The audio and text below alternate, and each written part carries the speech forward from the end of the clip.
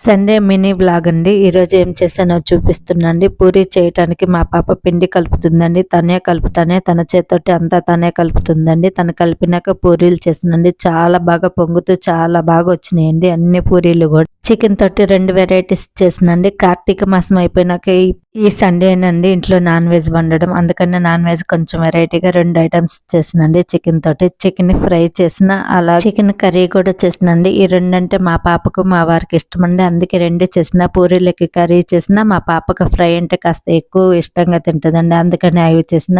Chicken చాలా రోజుల తర్వాత తెచ్చారు కాబట్టి కొంచెం ఎక్కువగానే తెచ్చారండి. అందుకే ఒకే రకంగా కాకుండా ఇలా 2 రకాలుగా చేసినండి.